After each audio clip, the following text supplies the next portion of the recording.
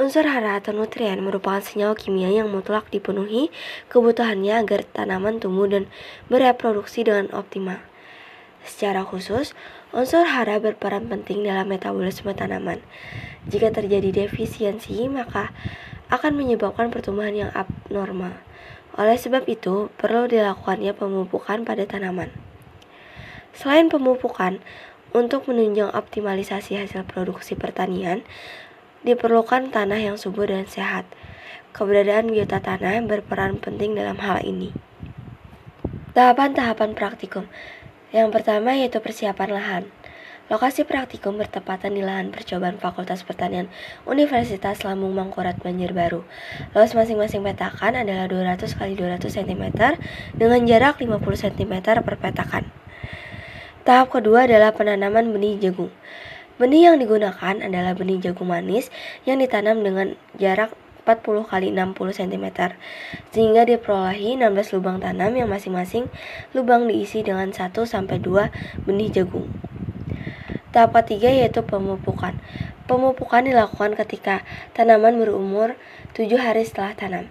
Tanaman jagung diberikan perlakuan pemupukan N, NP, dan NPK. Tahap keempat yaitu pengamatan. Pengamatan tinggi tanaman dan banyak daun dilakukan setiap 1 minggu sekali. Selain itu dilakukan pengamatan saat muncul bunga dan tongkal, serta gejala kekurangan hara dan keberadaan hama penyakit pada tanaman. Tahap terakhir yaitu penyiangan gulma. Penyiangan gulma dilakukan secara manual dengan menggunakan parang atau alat penunjang lainnya. Identifikasi biota tanah makro dan mesofauna. Identifikasi biota tanah makro dan mesofauna dilakukan dengan metode monolit dan Filtrotrap. Identifikasi biota tanah dengan metode monolit dilakukan sekali di satu lokasi dengan 3 jenis kedalaman tanah.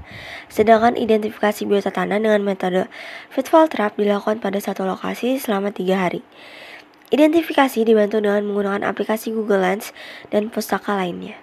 Identifikasi biota tanah, enumerasi bakteri dan fungi.